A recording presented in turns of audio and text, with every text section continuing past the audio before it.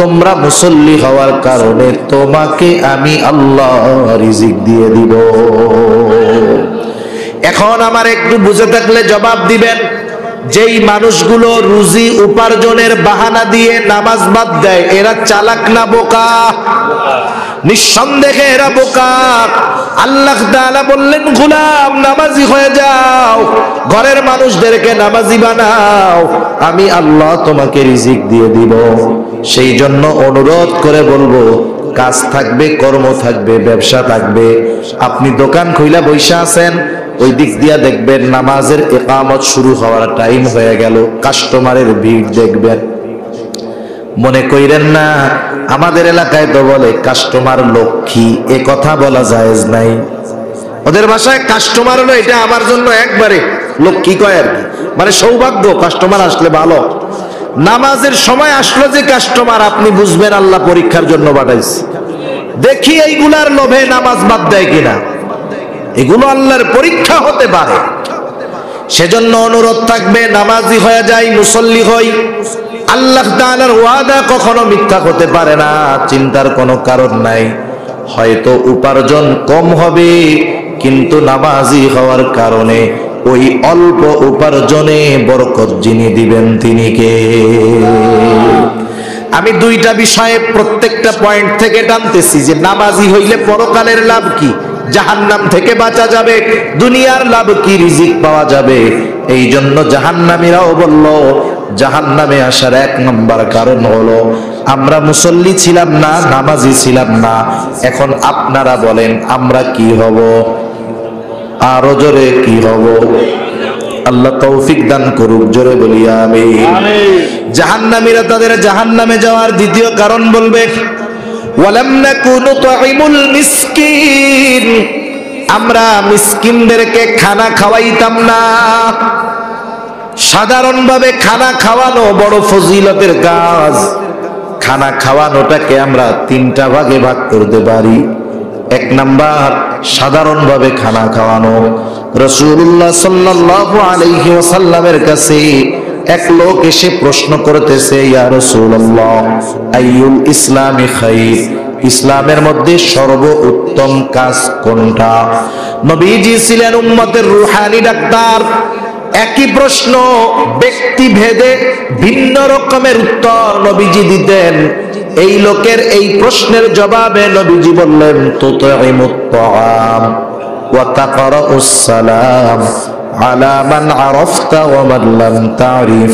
নবীজি বললেন, তুমি মানুষকে খানা খাওয়াও আর পরিচিত অপরিচিত সবাইকে বেশি বেশি সালাম দাও। নবীজি বললেন মানুষকে খানা খাওয়াও, কোন স্তর বিন্যাস করেন নাই। নবীজি বলেন নাই ধনীরে খাওয়াবা না, গরিবরে খাওয়াও, মিসকিনরে খাওয়াও, এমনটা বলেন নাই। সেই জন্য মুহাদ্দিসিনে কেরাম বলেন, লোকটা ধনী হোক আর গরিব হোক, পরিচিত হোক আর অপরিচিত হোক, অসহায় হোক অথবা স্বাবলম্বী হোক, এক কথায় কোন মানুষ যদি অপর কোন মানুষকে আল্লাহর সন্তুষ্টির জন্য খানা খাওয়ায়, ফজিলত আছে না নাই? খানা খাওয়ানোর দ্বিতীয় স্তর। এখন বলেন ওই খাবারটা যদি কোনো মিসকিনকে খাওয়ানো হয়, ফজিলত কম না বেশি? মিসকিনদের খানা খাওয়ানো বড় দামি কাজ। আল্লাহ তাআলা কোরআনুল কারীমের মধ্যে জানায় দেন, সূরা মাউন, এই সূরার মধ্যে আল্লাহ তাআলা কাফেরদের কয়েকটা মন্দ স্বভাবের কথা বর্ণনা করেন। মন্দ স্বভাবগুলোর মধ্যে একটা হলো আল্লাহ তাআলা বলেন, ওয়ালা ইয়াহুদ্দু আলা তাআমিল মিসকিন, কাফেররা মিসকিনদেরকে খানা দেয় না। মুফাসসিরিনে কেরাম বলেন, মিসকিনদের খানা না দেওয়া এটা হলো কাফেরদের স্বভাব। এর বিপরীত মিসকিনদের খানা দেওয়া এটা হলো প্রকৃত মুমিনের স্বভাব। তাহলে মিসকিনকে খানা দেওয়া মুমিনের কাজ। এখন কথা হলো, মিসকিনদেরকে যদি খানা দেই আখিরাতে জাহান্নাম থেকে বাঁচবো, দুনিয়ার লাভ কি? পবিত্র কোরআনুল কারীমের একটা সূরা, সূরাতুল ফাজর, এই সূরার মধ্যে আল্লাহ তাআলা মানুষের রিজিক সংকীর্ণতার কয়েকটা কারণ বর্ণনা করেন। রিজিক সংকীর্ণতার অন্যতম কারণ। আল্লাহ তাআলা বলেন ওয়ালা তাহাদ্দুনা আলা তাআমিল মিসকিন। আল্লাহ তাআলা বলেন তোমাদের রিজিক সংকীর্ণতার অন্যতম কারণ তোমরা পরস্পর মিসকিনদেরকে খানা প্রদানে উৎসাহ দাও না। মুফাসসিরিনে কেরাম বলেন উদ্দেশ্য হলো নিজে মিসকিনরে খানা দাও না, অপরকেও খানা দিতে উৎসাহ দাও না।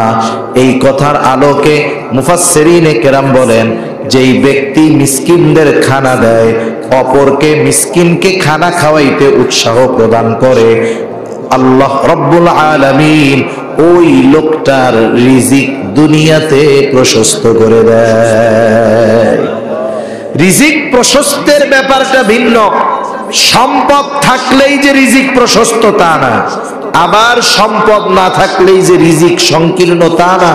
আমাদের দেশে অনেক কোটিপতি আছে যারা ইচ্ছা করলে প্রতিদিন প্রতিবেলায় একটা উট জবাই করে খাইতে পারবে, কোনো ব্যাপার না। এমন টাকাওয়ালা আছে না নাই? আছে। এখন ওই মনে করেন এক ধনী অল্প বয়সে অসুস্থ হয়ে গেছে, ডাক্তারের কাছে গেছে টেস্ট করানোর জন্য। যারা টাকা যত বেশি এদের মরার ভয় তত বেশি। করোনার সময় দেখেন নাই, গ্রামের মানুষ করোনারে কোনো পাত্তা দেয় নাই, কিন্তু শহরের মানুষ এতটা সতর্কতা অবলম্বন করছে। এমনও হয়েছে, কাহিনী শুনেছি যে করোনা আসবে, বাংলাদেশে তো কোনো ঘোষণা হয় নাই, 17ই মার্চের পরে হলো বাংলাদেশে আনা দিছে। এর আগে তো করোনা কিছু কাজবাজ করতে পারে নাই, কিন্তু এর আগের থেকেই একদল মানুষ 6 মাসের খাবার ঘরের মধ্যে নিয়ে যা প্রয়োজন ফ্রিজে লোড দিয়া চিন্তা করছে আমরা আর 6-7 মাস বাইরে যাব না, দরজা জানালা সব ক্লোজ, বাইরের হাওয়া বাতাসও ঢুকতে পারে না। করোনা ঢুকবে কেমনে? দেখা গেল কি ওই বিল্ডিং এর একজন হঠাৎ করে অসুস্থ হয়েছে, হাসপাতালে নিছে, টেস্ট করছে ওর করোনা। যেই বিল্ডিং এ করোনা, ওই বিল্ডিং ধরে সবাইরে টেস্ট করছে, অধিকাংশ লোকগুলোর করোনা ধরা পড়ছে। এখন চিন্তা করে দেখেন কত সতর্কতা অবলম্বন করার পরেও তারা কাউরে ঢুকতে দেয় নাই, তারা ঘর থেকে বাইর হয় নাই, কিন্তু করোনা যে তাগই ধরছে ঠিক মতো। সেজন্য টাকাওয়ালারা অল্প অসুস্থ হইলেই ডাক্তারের কাছে দৌড়ায়। এখন গেছে, ডাক্তাররাও বুঝে এ পার্টিরে যদি 2-4 হাজার টাকা টেস্ট দেই ও আমারে ডাক্তারই মনে করবে না। টেস্ট দিছে 1 লাখ টাকার টেস্ট, দেখবেন টাকাওয়ালারা এরকমই বলে ভাই অমুক ডাক্তারের কাছে গেছি, আর এই টেস্ট সেই ডাক্তার কত জাস্টিফাই করার পরে আমারে ওষুধ দিছে, মানে 1 লাখ টাকার টেস্ট করাইয়া তো 25,000 ডাক্তার খায়া বইয়া রয়েছে। ও তো আর তা বুঝে নেই। এখন টেস্ট করাইয়া ডাক্তারকে রিপোর্ট দেখাইতে আনছে, ডাক্তার বলে কাজ তো শেষ, কাজ শেষ। এই কথাই উনি আদা মরা। কি হয়েছে ভাই? আপনার দুনিয়ার সব বড় বড় রোগ, আপনার কি রোগ? ডায়াবেটিস হাই, রক্তচাপ, হাই প্রেসার আছে, আপনার কিডনির সমস্যা, হার্টেও সমস্যা আছে, রোগ আর বাকি আছে এই দুনিয়ার, টাকাওয়ালা রোগ এগুলো সব। এখন বলতেছে আপনি যদি বাঁচতে চান আমি যা বলি তাই শুনবেন। মানুষ আছে বাঁচার জন্য আল্লাহর কথা না শুনলেও ডাক্তারের কথা খুব ভালো মতো শুনে। কত মানুষ দুনিয়ায় আপনি পাবেন, ডাক্তার বলছে আপনারে যেই ওষুধ দিলাম 4 ঘন্টা পর পর খাইতে হবে 6 ডোজ, 24 ঘন্টায় 6টা ট্যাবলেট যদি খাইতে হয় 4 ঘন্টা পর পর যাবেন। রাত 12টা একটা খাইছে, 4টায় আর একটা খাইতে হবে। অ্যালার্ম দিয়ে উঠা ওষুধ ঠিকই খায়, কিন্তু ফজরের নামাজ পড়ার মতো সৌভাগ্য তার হয় না। আমাদের দেশের কত পোলাপান আছে ফজরের নামাজ পড়তে পারে না, কিন্তু বিশ্বকাপ রাত জায়গা 2টা-3টার সময় উঠে দেখা, এটা কিন্তু মিস হয় নাই। ঠিক কিনা বলে? কি জবাব দিবা? তুমি যদি এইটা হইতো যে তুমি তোমার অবস্থার কারণে উঠতে পারো নাই, আল্লাহ হয়তো ক্ষমা করে বলতো পড়ছস পরে মাফ করে দিলাম। কিন্তু তুমি রাত জায়গা উঠে ফুটবল খেলা দেখতে পারো, কিন্তু সকালে ঘুম থেকে উঠে ফজরের নামাজ পড়তে পারো না, তোমার জন্য ছাড় এত সহজ না। ঠিক কিনা বলো? এখন ডাক্তার বলতেছে বাঁচতে যদি চান আমি যা কই তাই শুনতে হবে। আচ্ছা ডাক্তার রাজি আছে।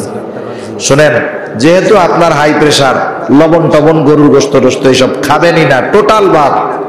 আচ্ছা, কিডনির সমস্যা যেহেতু আছে শক্ত খাবার খাওয়া যাবে না। আমার হার্টেরও প্রবলেম আছে, আপনি খাবেন কি? শুনেন, আপনি খাবেন আলা চাউলের জাউ। আলা চাউল চিনেন তো?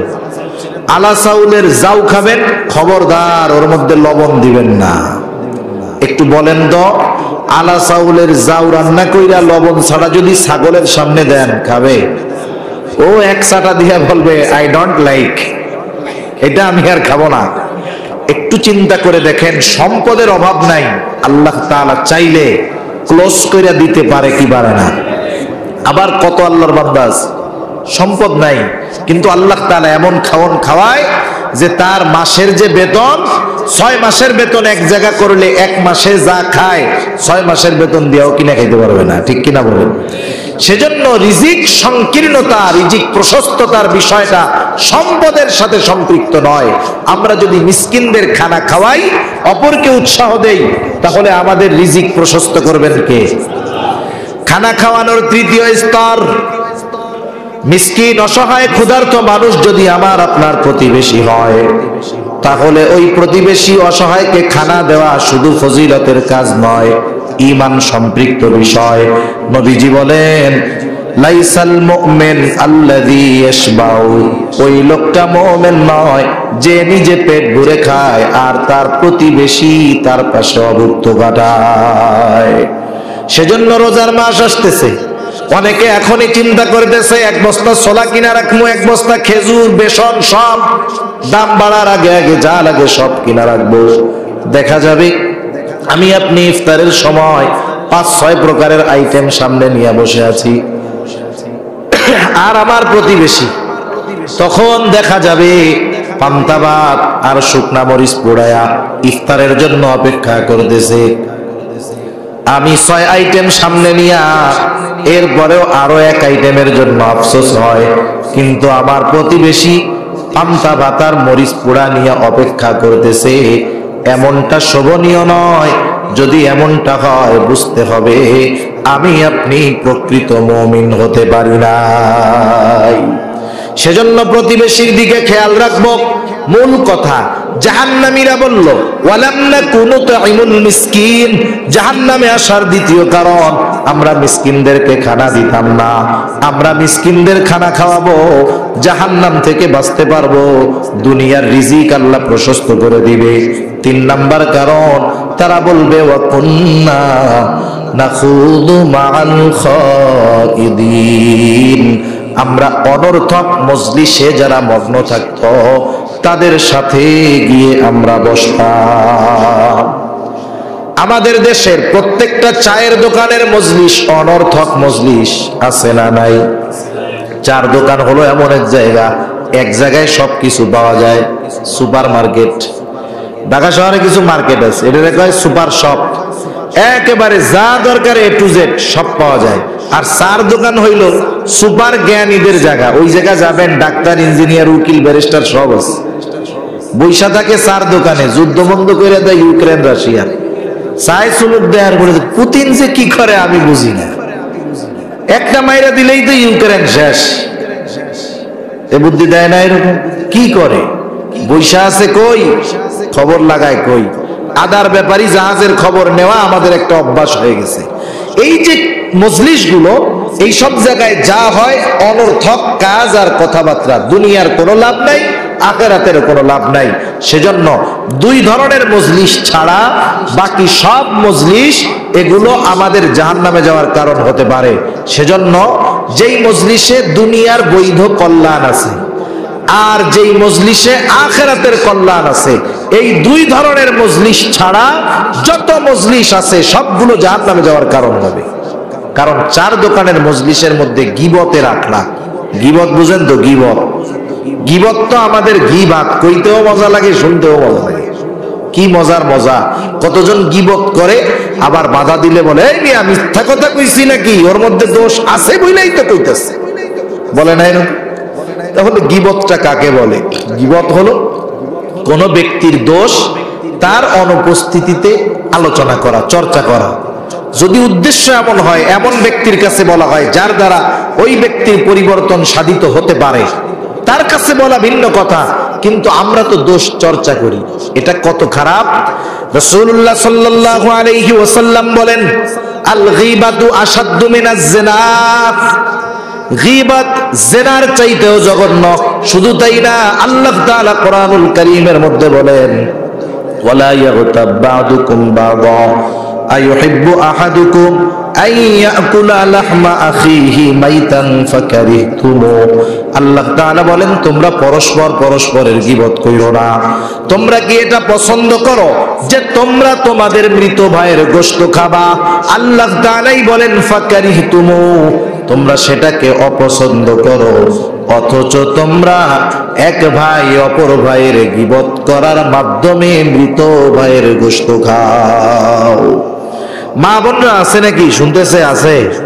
এই যে রোজার মাস আসতেছে, রোজার মাসে যখন রোজা রাখবে মানুষ মনে করে না খাইয়া থাকার নামই হলো রোজা।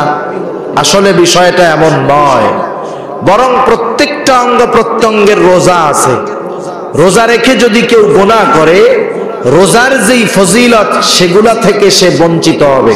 ফরজিয়ত হয়তো আদায় হবে, কিন্তু রোজার যেই ফজিলত সেগুলা থেকে সে বঞ্চিত হবে। আমাদের দেশে অনেক সময় হয়, রোজার মাসে তো সকালেও রান্না নাই, দুপুরেও রান্না নাই। অনেক সময় আমাদের মা বোনেরা এক জায়গায় বসেন, এক জায়গায় বসে ভালো কথাই শুরু করেন, কিন্তু ভালো কথা থেকে এক সময় আস্তে আস্তে ওই মজলিসটা গীবতের মজলিসে পরিণত হয়ে যায়। ঠিক কিনা বলেন? এজন্য এই রোজার মাসে মা বোনদের প্রতিও বিশেষ অনুরোধ থাকবে, আমরা এই ধরনের হালাকা, এই ধরনের মজলিস কায়েম করব না। সারা বছরই তো কষ্ট থাকে। গ্রামের মানুষ যারা গৃহস্থ ফ্যামিলি, এদের সারা বছরই এক ফসলের পরে আর এক ফসলের কর্ম থাকে। রোজার মাস সকলেই চিন্তা করে কাজের চাপটা একটু কমায়া দিতে। এই ফাঁকে আমরা একটু কিতাবাদি পড়বো, কোরআন শরীফটা একটু পড়বো, কিছু মাসলা মাসাইল জানবো, কিছু দ্বীনি মুযাকারা করব। তাহলে কি হবে? আমার রোজা রাখাও হবে, রোজার যেই ফজিলত সেটাও আমি পাবো। কিন্তু রোজা রেখে যদি গুনাহ করি, রোজার ফজিলত আদায় হবে ঠিক, কিন্তু রোজার যেই অনেক ফজিলতের কথা হাদিসের মধ্যে আসছে সবগুলো থেকে আমাদের বঞ্চিত হতে হবে। সেজন্য রোজা রাখা গুনাহ করব না, বলেন ইনশাআল্লাহ। অনর্থক